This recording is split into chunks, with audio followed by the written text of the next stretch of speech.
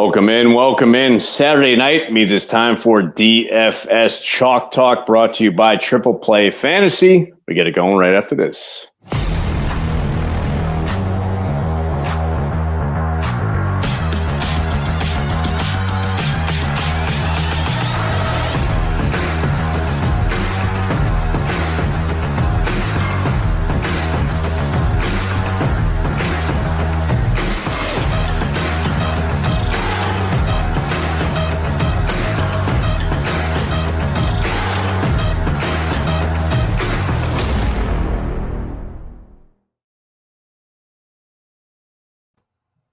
Oh, yes, indeed. It's time to get out of that kitchen and rattle those pots and pans. I'm your host, Jeff Mesha. If you haven't joined us before, we talk all things DFS, and you know I don't do this alone. So, Mikey, what's going down in Nebraska, my friend?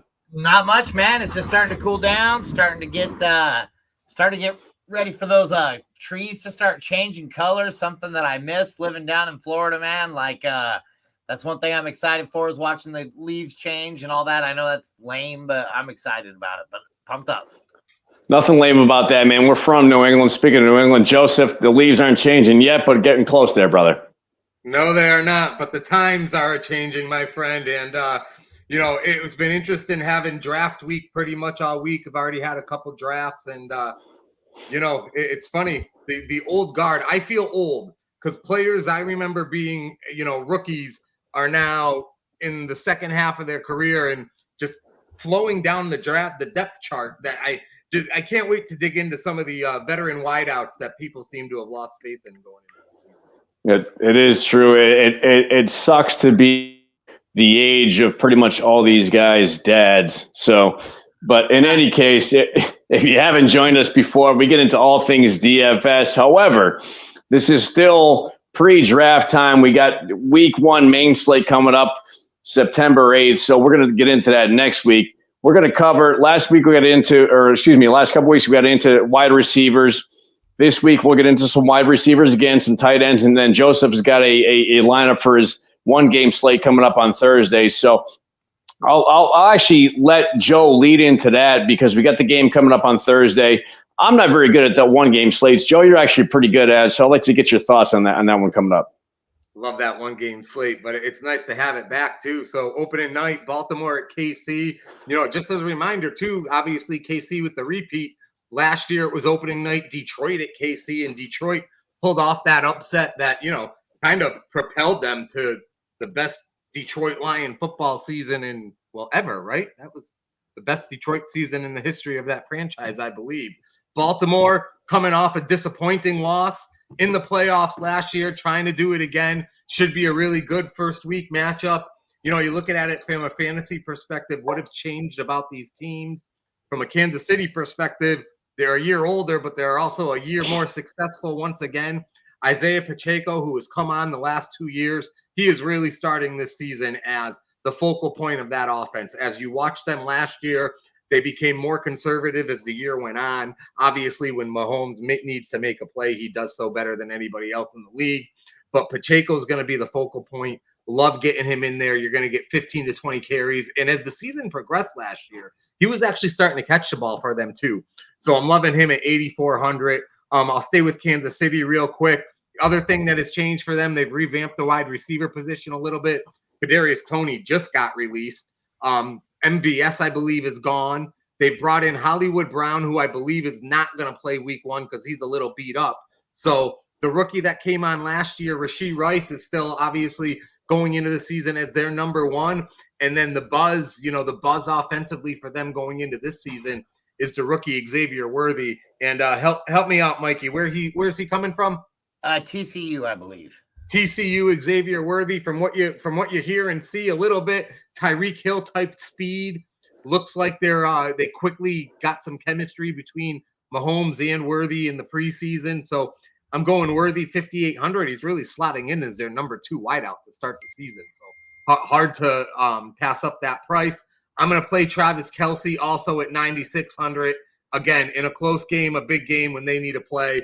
They've proven it time and time again. That is not yet stoppable to Kelce. Then on the Baltimore side of things, their roster hasn't changed too much, except one major one. They traded basically all of their running backs other than Justice Hill, and they brought in Derrick Henry. I don't mean trade specifically, but they got rid of Dobbins. They let Edwards walk. They both walked to the Chargers, and the big splash for Baltimore was bringing in Derrick Henry. If he has 80% of his peak left, that's going to be a hell of an addition for Baltimore. It'll be really interesting to see. From a DFS perspective, week 1, I actually like Justice Hill at 4,400. He is their clear-cut backup running back right now, and the one thing you know about Derrick Henry is he's not going to be out there in passing situations. So Justice Hill is looks slated to get double-digit touches between receptions and rushes in week 1. 4,400, I think that's a great buy. I am playing Lamar Jackson at 11,400. With those rushing numbers, I don't need to waste any time on Lamar Jackson. He's the sole reason why they're successful every year. And I am going to put Mark Andrews in my captain spot at 9,600. He was having a phenomenal year last year till he got hurt. He kind of came back at the end of the year for the playoffs. Clearly wasn't 100%. They will have to score some points to win this game, so I like Andrews to get a lot of leads there. And that is a week 1, game 1, single game DraftKings DFS, and my skin is tingling having that back. I fucking love it. Hell yeah. Hell yeah. And I'll say this, Joe. So you mentioned the Kansas City wide receivers. So Kansas City was one of 2 teams last year whose tight ends led them in receiving yards. So it's good to see them adding to you got Hollywood Brown coming in. You have Rashee Rice, who is coming off of a solid rookie season, who should be kind of adding to that at least a little bit. And then you have Baltimore, who actually didn't have a receiver with 1,000 yards last year. So that was because Andrews probably sat out a little bit. Flowers isn't necessarily there yet, and they like to run the ball. So it should be a really interesting matchup and should be interesting to see. I like Kansas City in this one. I don't know what you say, Mike. I do like Kansas City to win this game, but I do think it could be very close. I know Kansas City usually they do slow start almost every single season. They come out there, their defense doesn't always seem very good. Their offense never seems like they're clicking. And then by week 6, they're Super Bowl bound. And then by week 19, they're winning it. So I think this is a game that Baltimore can win pretty easily. But I think it's going to be I think it should be pretty decent fantasy-wise. I think we're going to see some good scoring there. Yeah. Hey, I know we're going to go into wide receivers next, so let me segue into a question, because just when you talk about this Baltimore KC game, I'm looking at these players, who I'm going to play, who I like, how these offenses are going to look. And the one guy that I'm having a hard time coming around, and I'll let you guys go with this, and then wide receiver in general, is Zay Flowers this year. From a fantasy perspective, what are our expectations for him this season? I think minimal. I don't think that I've seen a Baltimore receiver excel yet. And I don't think that's any fault of Lamar's. I just think that they don't have the talent to keep up with that guy's arm, maybe, or something to that effect, because you see a lot of and maybe it is Lamar just overthrows the ball quite a bit or something to that effect, because you see a lot of plays where these guys have broken free and they're just still not making the connection. So, wide receiver 2 numbers, maybe, if that. I think we can see him as a lower tier wide receiver 2 at best. I think that's why we see Mark Andrews as a tight end 1 every year, because that's kind of his crutch. That's kind of his throw to when we're talking about anything red zone or anything outside of that. I think we're running the football. What do you think, Jeff? No, I agree with run the football and agree with Mark Andrews there. So the funny thing was, with Mark Andrews out last year, you had Zay Flowers, who led the team with 858 yards receiving. You had OBJ with 565, second to that. Now, those two made up 37% of the receiving yards, which is 1423, and Zay Flowers had 22% of the receiving yards, which is absolutely pitiful as far as your top 2 receivers, which tells you that Baltimore's looking to run the ball first, and then throw to Mark Andrews. So it should be interesting to see Zay Flowers in his second year and see what they will bring to the table as far as passing yards. But what we've seen from Lamar, at least recently, or even from when he started in the league, is that they run first, throw second. So it should be interesting. Having said that, why don't we jump into we mentioned wide receivers. I'm going tight ends. Mikey's going wide receivers. Mike, why don't you jump into wide receivers and who we got coming up draft wise, who to look at? Well, so a guy that's going in the second round, and I feel like it's kind of criminal that he's going even in the second round, and not in the conversation of the first round draft picks, is Garrett Wilson. Garrett Wilson has had back-to-back thousand-yard seasons. He's lacked on touchdowns for sure, definitely, but he's gotten 148 and 147 targets respectively in those 2 years. When we're talking about 150 targets, and then you got a guy named Aaron Rodgers coming in there, and a running game that can open you up like Breece Hall, I think getting Garrett Wilson in the second, like if I'm, say, the 109, 110 to 112, I'm probably going to grab Garrett Wilson right there at the 109 to 112 and then circle back on a running back, or possibly vice versa. I might grab my running back. I might not grab Breece Hall and Garrett Wilson, although that would almost be ideal, but I wouldn't want to have too many Jets. You don't want to get, if you're going to get any of the teams on there. Another guy that I've really kind of think that's kind of fallen off the radar that we forget every year, and he usually finishes as a wide receiver 1 every year. And this year he's got Baker Mayfield hucking it to him, and a newly renowned Baker Mayfield, who actually made it to the playoffs again last year with his Tampa Bay Buccaneers, is Mike Evans. Mike Evans is a standout. The guy always gets the job done. I think he's going about the 5th round or something in that effect. I think if you go ahead and go a little early on this guy, you're going to get huge wide receiver 1 value for a way later ADP. He's not going to give you those Justin Jefferson numbers, but I bet you he can give you those Deebo Samuel and Brandon Ayuk numbers. Well, and I'll let Joe jump in on this for after this, but real quick. But I don't disagree as far as Mike Evans is concerned. He was the clear-cut number 1 last year. He had 1,255 receiving yards. Baker Mayfield threw for over 4,000 yards for the first time in his career. I think he's found a home in Tampa Bay, certainly. And Evans, seemingly, as he's gotten older, has not slowed down, and he's still the number 1. They haven't really changed the lineup whatsoever. So I don't see that changing. And if you get a second year in with Baker Mayfield, that just makes the chemistry that much better. I don't know what you think about that one, Joe.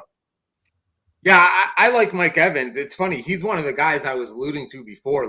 There's clearly a new guard, a wide receiver in this league, from the Justin Jeffersons and the Nakuas and the Dells and everything. But there are a lot of veterans who 2 years ago were top 20 wideouts. And the way they fell down the draft board this year, in at least my first couple of leagues, Mike Evans, not so much from a draft plummeting perspective. I thought he didn't drop too much.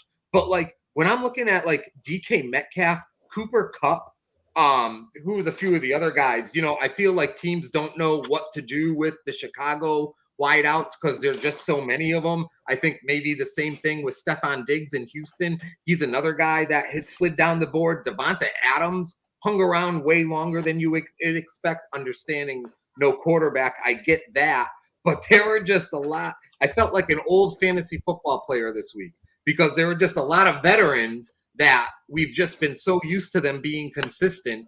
And now you're kind of like, do I want that veteran, or do I want Neighbors or Tank Dell, or do I want to try to hit a home run with one of these youngsters? How dare you quarterback? I'll say this, backing Mike on his Garrett Wilson take. Garrett Wilson did have over 1,000 yards receiving last year. And that was between Zach Wilson, Trevor Simeon, and company there. And he made up 31% of the total receiving yards, which is actually the same percentage that Mike Evans made up, even though Baker Mayfield had about 800 plus yards more passing than the entire Jets team. So Wilson having over 1,000 yards, I would have to think if Rodgers can stay healthy, is a hell of a pickup. So I guess time will tell, but I mean, if he gets in the end zone plus adding to the yardage, the guy is a home run in my opinion. Absolutely. It's all about Rodgers staying healthy. Even Ayuk, because last week when we were at our last show, Ayuk wasn't, the Ayuk situation was still fluid. So even with Ayuk signing, that was another one too. I felt like, and Debo's there, I get it, but I felt like Ayuk was another one. T. Higgins, these guys were these guys were just around in my drafts. And, these are drafts with a keeper. So you're already 10 guys down. And it just felt like they hung around a lot longer than I would have expected them to. Yeah, they definitely don't seem to get the love that they had last year. And I think that's gonna be to your to your value. There's a lot of guys like that, like T. Higgins is an amazing receiver on an amazing team that throws the ball a lot, that has Zach Moss as their running back one. I mean, that's not a team that's going to be able to run the ball first, Chase Brown's a bad man, but it's going to take a while before we start leaning on him. So, yeah, no, I'm with you, man. There's a lot of guys up there that seem to have dropped in the rankings way, way overkill. Cooper Kupp being another one of those. Yeah. Well, and to piggyback off of that, between Cooper Kupp and T. Higgins, the trouble is the health of those guys. I mean, Cooper Kupp had under 750 yards receiving this past season. T. Higgins actually had less than Tyler Boyd as far as receiving yards are concerned. So, and that just comes down to being healthy. And guy, how much I dislike Tyler Boyd. He's up there with A.J. Dillon as far as the A.J. Dillon of receivers. He sucks. Don't take him. He sucks. But T. Higgins is a very talented wideout. It's just can he stay healthy? I guess that's kind of the question with not only wide receivers, quarterbacks, but in general. And San Francisco too. I've stayed away from McCaffrey in all my drafts, and not that because he's not talented and everything else, but I mean, San Francisco has a lot of weapons. They're getting old. They're the oldest team in the NFL. My gut tells me. We all said this last year. You could literally take a tape from August 31st, 2023, the same fucking conversation. McCaffrey sat there. He won me 2 Super Bowls. I drafted him number 1 with 1 keeper the other night. Who do you trust? Yes. Is he injury prone? Maybe a little more than the average running back? Okay. Yes. Although they all are. But you look at that draft board. Who the fuck can you trust even 50% the amount that you can trust McCaffrey? It's Joe, when 20. What'd you say? Joe, when Bijan Robinson, I'm sorry, I didn't mean to interrupt, and I'll get to you in a second. When Bijan Robinson burns them, and Bijan Robinson is putting up 20 touchdowns this year, then I will tell you who you should pick beforehand. Go ahead, Mike. I like that energy right there because, I love me some Bijan Robinson. But, yeah, Christian McCaffrey gets on the field, you can pretty much consider it a 20 spot. Like, no matter what, no matter when, the guy gets used a ton. I love Christian McCaffrey. I love Bijan Robinson. But, another guy that a lot of people, I think, are not really paying a lot of attention to is Christian McCaffrey's little brother, Luke McCaffrey of the Washington Commanders. I almost said Redskins. Of the Washington Commanders. He's the wideout, and they got rid of Joan Dotson. They got rid of him. So they're it's still going to be Terry McLaurin and yet another McCaffrey on the field. So then everybody's like, oh, he's too slow. He's really not that good at a wideout and stuff like that. And I remember when I was grabbing Christian McCaffrey in Dynasty rookie drafts in the 5th round, hearing how tiny he was and how he's not going to have any longevity in the NFL. But I'm kind of with you, Jeff. I think that injury prone, I think that's a bad thing to say about the guy, but I do sense an injury coming on that guy just because of the wear and tear. He is due. A lot of miles on them wheels. And a lot of people share your sentiment. They do. But I just, at the top of the draft, to me, the history is just hard to go away from him. Real quick, because, once you draft, it's one thing to speculate and to analyze before you start drafting. Then once you draft, I feel like it opens your eyes and you're looking at new things. The Washington Commander offense, I spent 0 time on them prior to my drafts. All of a sudden, they're feeling really relevant fantasy-wise. Between the quarterback, between the fact that you got 2 running backs on that team that are, proven to both be uber effective. And we're talking about these wide receivers they have, obviously with a better, more talented quarterback than they've had in the past. How do you feel about them? I'll narrow it down. The running back situation, how do you feel about that fantasy-wise heading into week 1? And where would you put Mr. Terry McLaurin heading into week 1, knowing he's got Jaden Daniels now? I'll let you go in a second, Mike. What I'll say first of all is if you have Austin Eckler as your number 2, so Austin Eckler was like the consensus number 1 pick a couple of years ago. Now he's supposedly behind Brian Robinson Jr. On the pecking order, but I see that changing somehow during the season. And then Jaden Daniels, I love as a fantasy quarterback. I don't love him to like win games, but I love him as far as his threat to run. And then you have McLaurin, who's a fantastic threat out there. So he can get some yardage. He can dump it off to Robinson and Eckler, and the guy can get it done on his feet. I love the Commanders this year, Mike. I actually agree with that. I like that offense. I think they're going to be not high octane, but medium octane is kind of what I'd probably give them the rating for. As far as that goes, I think you could see McLaurin finish as a high-end wide receiver 2, possibly even a low-end 1 if Jaden Daniels can get it together. However, that does very rarely happen with a rookie quarterback, so I don't expect that to be the case. I do probably give him about a wide receiver 2 grade, mid wide receiver 2 grade, somewhere in there. I think you're going to see a lot of kind of triple threat coming out of that backfield with Jaden, with Eckler, and with Robinson. I think if you're grabbing any 3 of those guys in the draft, you're going to be pretty happy with the results. I think it's good. I think even there's going to be games where you could probably play both Brian Robinson and Austin Eckler and be in good shape. 100%. And I know when we started the show, we were talking about wide receiver, game 1 coming up on Thursday, and I mentioned tight end. Tight end is probably the most boring position as far as drafting wise, but I'll throw one name at you. I was going to give you 2. One was going to be Dalton Kincaid, who's going to be the top target in Buffalo. I'll leave it at that. But my other one is Trey McBride in Arizona.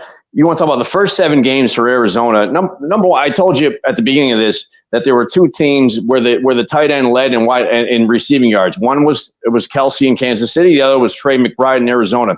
I get it. They got Marvin Harrison Jr., who I love, by the way. But Kyler Murray's coming back healthy. Trey McBride was his number 1 target. McBride didn't have a touchdown until his 7th game. And then from there, he was averaging close to probably about 70 yards receiving and went from 1 to 2 targets per game to 8 targets per game and about 6 receptions. This guy is high on the list. You've got a rookie as your top wide receiver. So I say McBride, especially at the beginning of the season, is going to be Murray's go-to. I say target him for sure, even though I love Kincaid too, but McBride's going to be the one that he's focused on. What do you guys think about that? He finished as the top 3 tight end per points per game in 10 of his 12 weeks as a receiver last year with Kyler Murray out there. I say sign me up. I agree. I think he's actually one of my favorite tight ends. He can definitely finish as a top 5. You can possibly even top 3 as far as I'm concerned. I really like Trey McBride a lot this year. Yeah, I think my favorite is Kincaid. I just love the fact that he's on that team as the number 1 target with those wide receivers gone, especially how he came on, so quickly last year. So I love Kincaid. And then, God must be a fantasy football player because, as I'm going through these drafts this week, and there's pretty much, in my opinion, 10 tight ends right around, give or take, that I would feel comfortable with trotting out there, week 1. Which kind of lines up perfect for your fantasy leagues and which kind of told me I could kind of hang out, wait, maybe grab a second half guy if I didn't want to go up for Kincaid. But, there's a lot of guys. Hawkinson's hurt. That's something to think about.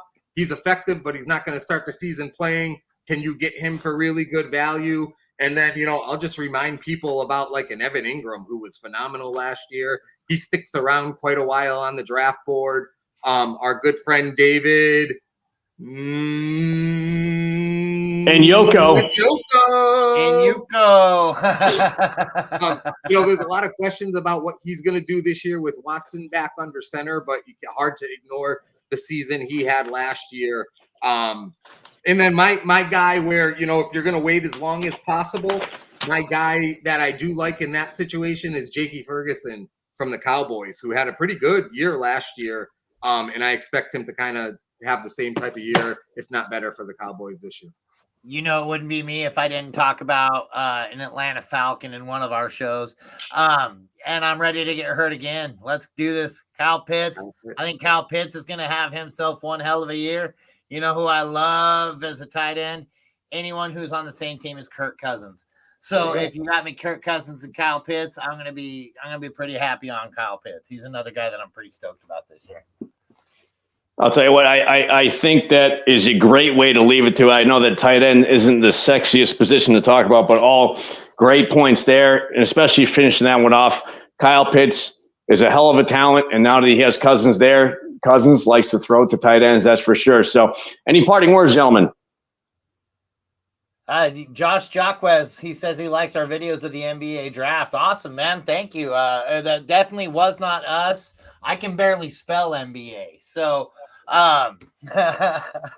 we're like the tight ends of analysts right here, is what you got there, Joshua. Tight end and anal in the same sentence. Hey, but he gave us a like. So, hey, we appreciate you, buddy. That's good to hear. But yeah, no, that's all I had to add right there. That's how Josh jumped in there right at the end. Well, we appreciate that, Josh. Reggie Miller was kick-ass. May he rest in peace. Joseph, any parting words? Reggie Miller's not dead. I meant Reggie Lewis. Reggie Lewis. Sorry, I'm a Celtics guy. That's a horrible way to end the show. You know, I'm not even going to let Joe say something. I'm going to end it there because that's just awful. So, in any case, until next week, we will get into DFS. And then between now and then, we maybe got you covered, but you never know.